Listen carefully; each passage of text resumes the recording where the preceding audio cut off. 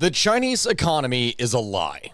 Hello, my friends, Takuya here, and welcome back to the History of Everything podcast YouTube channel. I know that for a lot of you that are probably listening to this here right now for that opening statement, that this is something that may come as a little bit of a shock. But the statement that we're talking about here is something that is absolutely true. Prior to the initiation of economic reforms and trade liberalization nearly 40 years ago, China, at the time, had maintained policies that kept the economy very poor, stagnant, and centrally controlled. It was something that was vastly inefficient and relatively isolated from the global economy. To be fair, this is something that has a tendency to happen in communist agrarian societies, but I digress. But since opening up to foreign trade and investment, as well as implementing free market reforms in 1979, China has been among the world's fastest growing economies, with real annual gross domestic product, GDP growth, averaging around 9.5% all the way through 2018, a pace that has been described by the World Bank as, quote, the fastest sustained expansion by a major economy in history. Such growth has enabled China, on average, to double its GDP every 8 years,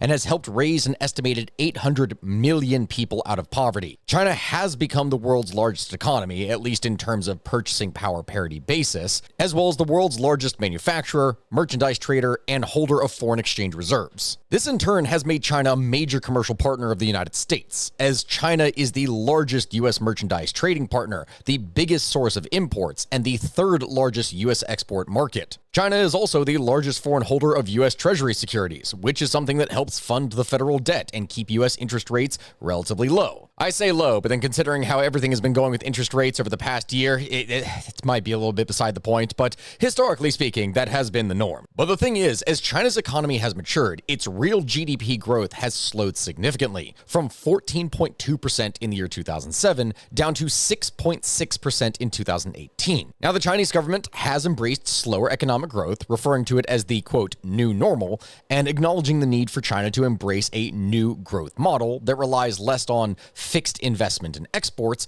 and a bit more on private consumption, along with services and innovation to drive economic growth. These kinds of reforms are things that are necessary in order for China to be able to avoid hitting the middle income trap, something where countries achieve a certain economic level, but then begin to experience sharply diminishing economic growth rates because they are unable to adopt new sources of economic growth, such as with innovation. And I mean, hey, yeah, that's all well and good, and the growth rate is indeed phenomenal, but there's a little bit of a problem with this, a key problem. Beijing is cooking its books. China's growth likely hasn't been as huge as Beijing has been claiming for many years. And a number of people are probably going to look at me and they're going to wonder, Stack, okay, well, what exactly is going on? And how do we know this in the first place? As an example of this cooking of the books, there are 4 economists by the name of Wei Chen, Zhilu Chen, and Michael Song of the Chinese University of Hong Kong, along with Cheng Tai-se of the University of Chicago, who over the years took a fine-tooth comb to Chinese economic data and in 2019 released a study that would tease out China's true rate of economic growth. And what may come as a surprise to many is that since the year 2008, China has on average been exaggerating its growth rates by a rate of 1.7 percentage points. Which many people are probably going to look at that and think, okay, well, that doesn't sound so bad. I mean, we're talking about 1 or 2 percentage points, right? Is that really all that big of a deal? One has to remember that we're not talking about GDP in terms of thousands, millions, or billions.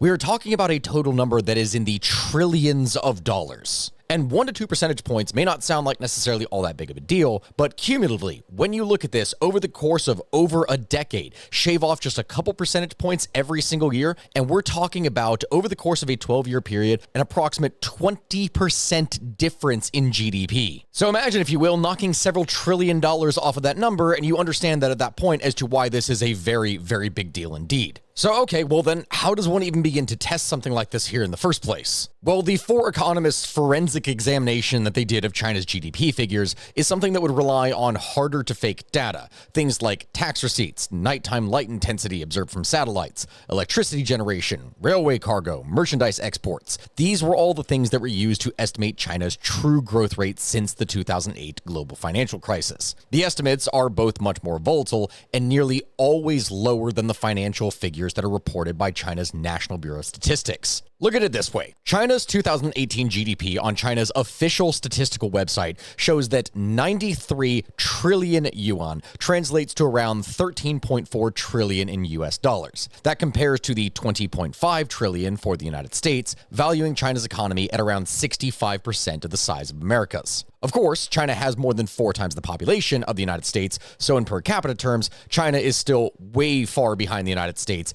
at $9,800 compared to nearly $63,000 for the United States. And the thing about this is that no one really knew exactly what to believe about the Chinese numbers for many years. I mean, there was always the assumption that some of them may have been fake, but not necessarily any definitive proof. But now we kind of know that they are fake. The 4 economists' new figures that were published in one of the Brookings Institution's working papers suggest that both the GDP and the GDP growth in China are actually far below what the headlines have been saying. Assuming that China was accurately reporting its GDP figures back in 2008, and again, that is a big if they were doing so in the first place, the new estimate for 2018 would be $11.1 trillion, or only around 54% the size of the American economy. That implies a per capita figure of only around $8,000, well below Mexico figures of $9,600, and that would only be around 1/8 of the US level. And remember, what we were doing in the first place in order to arrive at that conclusion is that the 2008 numbers are accurate, that those are not tampered with at all, which is also probably not true.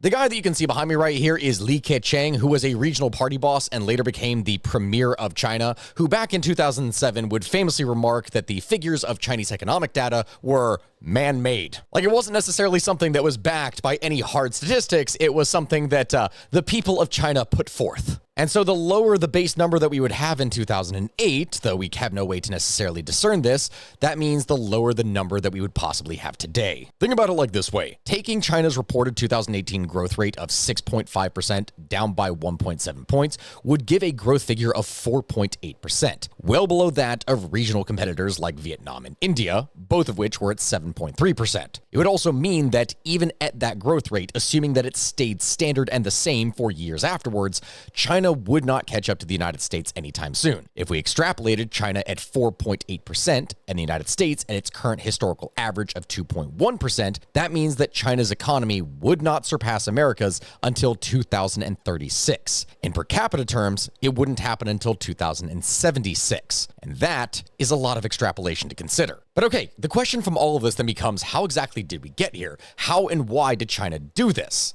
The answer is debt and power. Those of you who have watched my videos here before know exactly what is about to happen. It's time to get into some historical context. And yes, we are going to be going back quite a bit, but one has to understand that the further back you go when talking about Chinese history, the more that you can understand why things are iffy in today's day and age. And so to that end, we are going to be first going back all the way to the 19th century, where I'm sure that many people are already aware, the 19th century wasn't exactly something that was good to China, and moving on into the early 20th century, doubly so. Like, easily one of the biggest impacts upon China during this time, the thing that would severely weaken its own control over its country and its economy, was the Opium Wars. Those are probably conflicts that outright deserve their own video, and I can do that at a later time if you all want, but to sum it up, the Opium Wars were the wars that occurred between Britain and China over whether or not Britain was going to be able to sell opium within China. Something that China really didn't want because it was sick and tired of its people getting addicted. The British, of course, during this time period really wanted to continue to sell opium because it was the only thing that they were actually able to sell to China, which pretty much refused all things else and would only trade in silver for their goods. And the British, my friends, they really wanted their tea. The end result of these two conflicts was an overwhelming British military victory, after which we would see the Treaty of Nanking and the Treaty of Tunsen, which would impose unequal trade relations between Britain and China,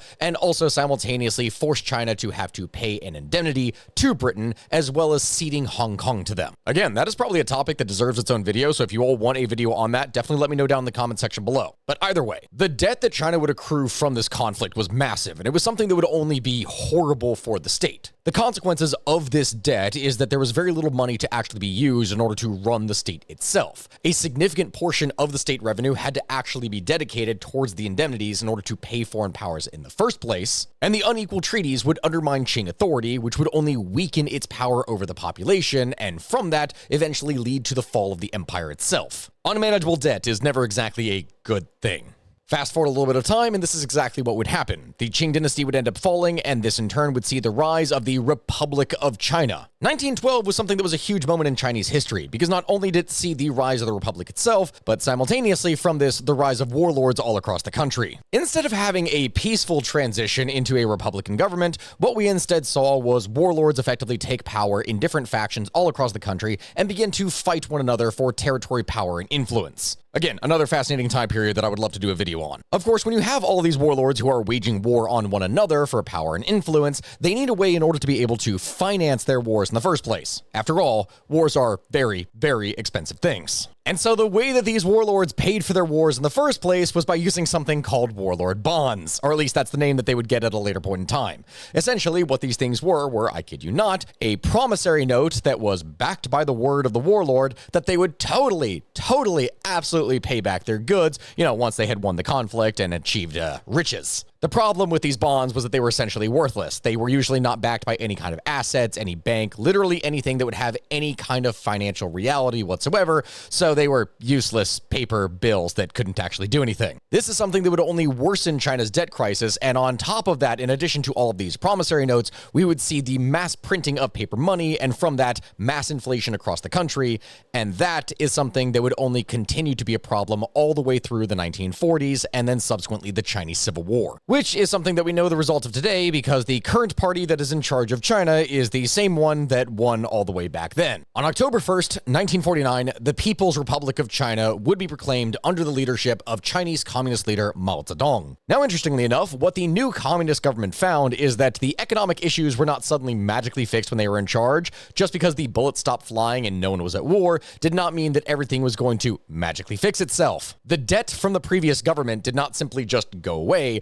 and so the CCP now had to do something very significant in order to be able to address it. The first thing that they were going to do was focus on the nationalization of key industries that they could actually take charge of, and the second thing was just outright not paying back a bunch of the foreign debt, which we'll get into in a bit here, but first, nationalization. The first industries to go and be nationalized were those like banking, transportation, and heavy manufacturing, the things that would be necessary for a burgeoning state to actually go and industrialize itself. Nationalization was seen as a means by which one was going to be able to consolidate resources and make sure that the state had more direct control over the economy without the interference or influence of foreign powers. You couldn't exactly do much when someone could potentially turn off your rail system at any given time from a foreign country. Then, of course, we have the very bold move of just not paying back the previous government's debt. The refusal to pay back this debt was based on the idea that the previous debt was the result of unequal treaties as well as foreign exploitation, and that was not something that the communist government was going to be able to abide. This, of course, along with nationalization of foreign-owned industries, is not exactly something that would go over well with foreign powers,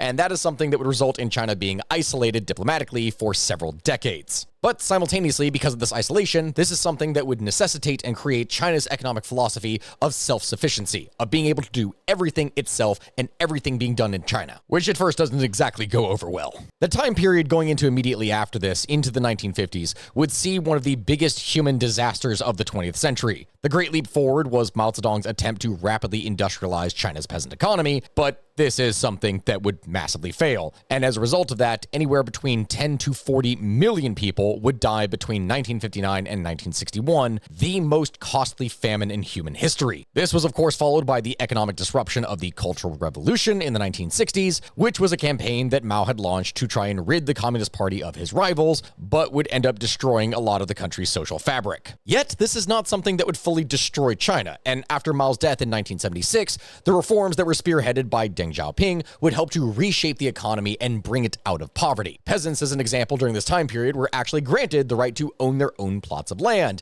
in comparison to being forced onto communal farms where everyone was starving, thus easing food shortages. The door would be reopened to foreign investment as the United States and China would reestablish diplomatic ties in 1979, and eager to take advantage of cheap labor and low costs of land, money would pour in from outside sources into China. In the years that would follow and going through the 1990s, China would begin to clock massive growth rates, and joining the World Trade Organization in 2001 would give it another massive jolt. Trade barriers and tariffs with other countries were lowered, and soon Chinese goods were everywhere. Effectively, China became the workshop of the world. And people need to understand just the sheer amount of money that we are talking about here and how drastic of an increase this was. Back in the year 1978, exports were around $10 billion. By the year 1985, this had more than doubled to $25 billion. But then under 2 decades later, the exports that were coming out of China were valued at $4.3 trillion. This is something that at that time period would make China the world's largest trading nation in goods. Now, everything that I've been talking about here going into this point doesn't exactly answer the question question of A, how China got wrapped up in debt in the first place, and B, why the economy is a lie. And the answer to that, my friends, is infrastructure. Over the past several decades, but particularly after the 2008 financial crisis, infrastructure development became one of the key cornerstones of the Chinese economic strategy. Massive investments in infrastructure projects are not only things that would go and stimulate the economy, but simultaneously, infrastructure projects would help project Chinese influence overseas through things such as the Belt and Road Initiative. Now, that is something that likely deserves its own video as well, in addition to everything else that I've already mentioned over the course of this video, but we are going to tackle that a little bit more later. Anyway, China's willingness to attract foreign direct investment by opening up its market is something that would allow for massive amounts of economic development within the country. The more investment that came in, the more China's output grew. Thus, from that growth, more investment would come in, trying to seek the same thing. This relationship would carry forward for many years, but during all of this, the debt crisis that was mounting in the background is never something that actually just went away. It only slowed down as China's economy was growing. But then all of a sudden, things just became too big to manage, it seems. Because, my friends, that is truly where the lie of the Chinese economy comes in. It is all wrapped up in showy projects and unimaginable levels of debt. These levels of debt have in turn been caused by massive increases in state investment, in the real estate market bubble, and also massive projects like the Belt and Road Initiative. And so how does all of this tie into the Chinese GDP and its lie? Well, allow me to explain, because it's really important to understand just how GDP functions within China. By definition, GDP, or gross domestic product, measures the monetary value of final goods and services. That is, those that are bought by the final user, produced in a country in a given period of time, say whether over the quarter or over a year, and it counts all of the output that is generated within the border of a country. GDP is composed of goods and services that are produced for sale in the market, and it also includes some non-market production, things such as defense or education services, things that are provided by the government.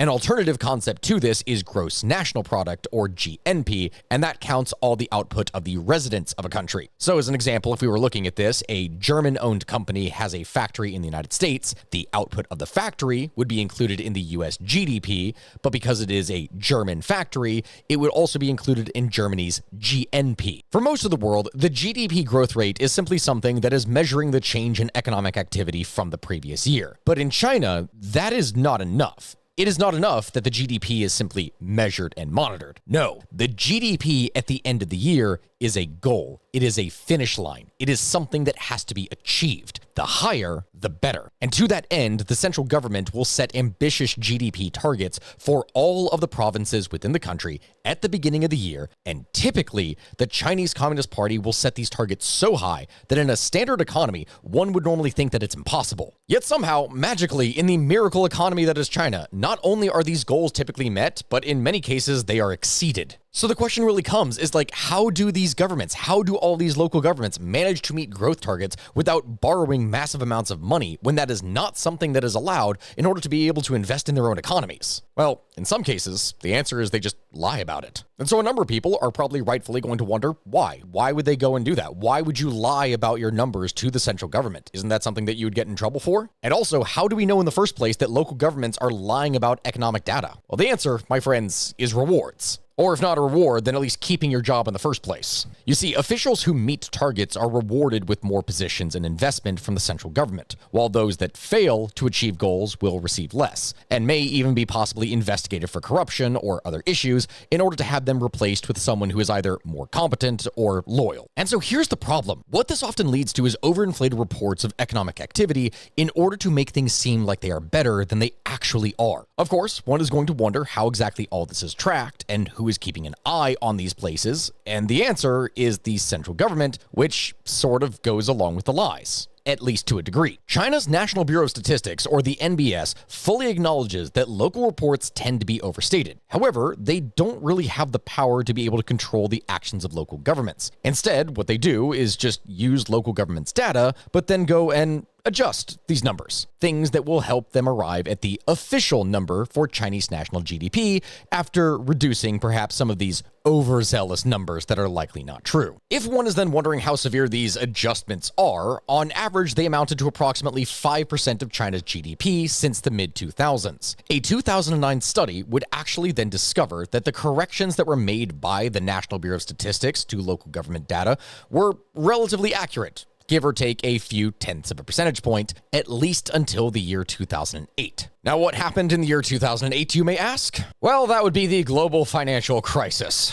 What's really interesting to note about all this is that the corrections after the 2008 financial crisis just seemed to be too small. And over time, after the Great Recession, when every single other country in the world was struggling, the Chinese Communist Party was not. Instead, what seems to have happened is that it decided to go along with its local government's lies and make things look better than they actually were. For anyone who is wondering why exactly the government would do this in the first place, well, there are likely two reasons. The first is that it would support the government by making it look stronger and better to the people that it's ruling, but also, at the same time, this would have the effect of actually increasing foreign investment. As while the rest of the world would seem to be struggling, China would appear to not be struggling as much, thus making it a safer bet for investors to actually invest in, which in turn would actually help the economy. And thus it was that every year after 2009, the gap between the reported numbers and the real numbers would only continue to grow. Remember what we said at the beginning of this video. By one economic study,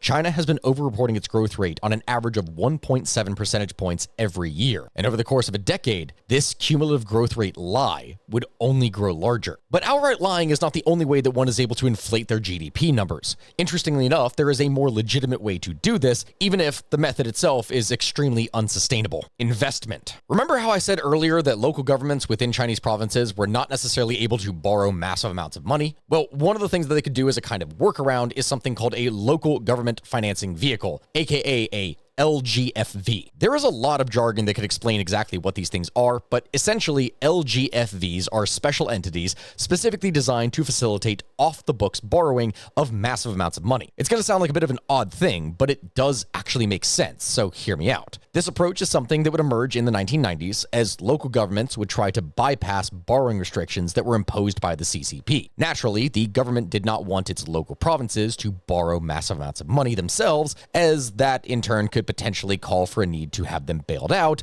if anything went wrong. Over time, these entities became the go-to source for local governments to raise funds, resulting in loans through LGFVs counting for almost 50% of China's GDP. And remember, we're talking about everything that is being done specifically through loans. That is debt. And what makes this debt so particularly challenging is that it's very hidden. This is something that is, again, off the books, and the true extent of the problem is largely unknown until it's too late. So then, you may be asking the question, how exactly does an LGFV even work? How would that affect the local economy? And what does that do for one's GDP? How does all that factor in? Well, what typically happens is that an LGFV will get some sort of land within a province for free from the local government. After it is in their possession, they either lease the land to developers first, who want to construct something on it, or more often than not, they will use it as a guarantee for a loan in order to borrow money from the banks. This here is the big part. After they have the loan, they then use the borrowed money to invest in expensive infrastructure projects. Now, not all of these are necessarily mega projects, which is something that we could definitely do a video on, as China has a very strong history with all these, some good, some bad. The majority of these involve things like building new roads, rail networks, shipping hubs, etc. And so the more money that gets invested into one of these projects, and the bigger it is, the more that figure is then added to the GDP of a local province. What this effectively does is it allows these investments to be used in order to achieve the GDP growth rates that are set by the central government. Which sounds pretty legit, right? After all, something is actually being built here that theoretically should be something that supports the local economy. But there's a little bit of a problem, though. Even though building something does sound like a good idea, it's important to note that not all infrastructure projects are actually a good thing or a wise investment in the first place. Building a road to nowhere is still a road to nowhere. People will not be using it to transport goods. A rail network to far-flung provinces with smaller populations that don't actually commute very much may connect the country, yes, but there's not enough people actually paying to use the service in the first place to ever make it profitable. A port is great if it actually has goods to ship. In many cases, these projects in China are not actually being built because there is a demand. They are built specifically in order to inflate GDP and hoping that they will be used enough in order to recoup the debt needed to build them in the first place, something that does not generally happen. International Monetary Fund data reveals that China's local government debt has nearly doubled in just 5 years to approximately $5 trillion. This amount does not even include LGFVs, though, which may potentially account for another $10 trillion or more. And unfortunately for the Chinese Communist Party, that isn't the only problem that they have. Perhaps the greatest bubble that is being built here, because of course we're talking about everything that is being built within China, is the real estate market. All right, now I understand that was a bad pun, but hear me out on this. Whether or not the Chinese real estate market is something that has already crashed is something that is going to depend upon your opinion. Some people believe that it already has crashed, while others still believe that it is in decline and has not fully popped yet. Still, the reality of the situation is that the Chinese real estate market is by itself one of the largest factors within China's GDP, and it is in some serious trouble. The price of housing has overall been falling for over a year, which on paper, for a lot of you listening to this in the first place, may sound like that is something that is good for affordability. And yes, that kind of is. But also at the same time, it is terrible for investors and how things actually work within the Chinese real estate market. And unfortunately for these investors, that is a good percentage of the Chinese population. Many developers are facing severe financial difficulties,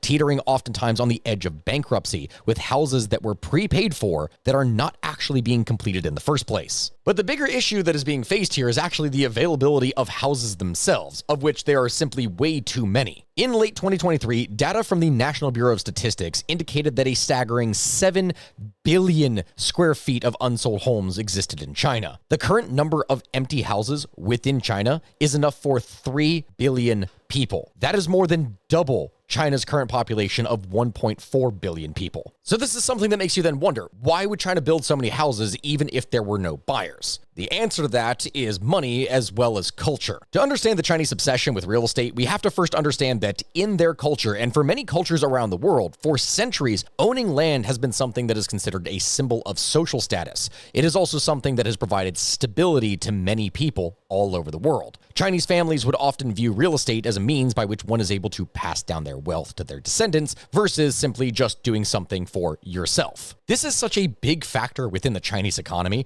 that real estate accounts for 29% of the GDP, and around 70% of all Chinese people have their wealth invested not in stocks, but rather in a property. And this becomes a bit of a problem when housing prices continue to fall and one's wealth and life savings are invested into that property and they start to disappear rather than grow. Until recent years, this hadn't really been a problem, as the rapidly expanding middle class throughout China would cause demand for housing to skyrocket over the years. This surge in demand would push real estate prices even higher, and the Chinese government would help push things along by lowering tax rates and interest rates in order to be able to help people invest in properties. They specifically would encourage people to invest in property, thus helping China grow faster. But then the crash came. Somewhere between 2020 and 2022, China's property market would witness a dramatic downturn. All of these massive, sprawling apartment complexes would end up sitting empty, like a creepy scene out of Silent Hill. They were veritable ghost towns. Residents would then organize mortgage boycotts where they outright refused to pay for incomplete homes that they were living in,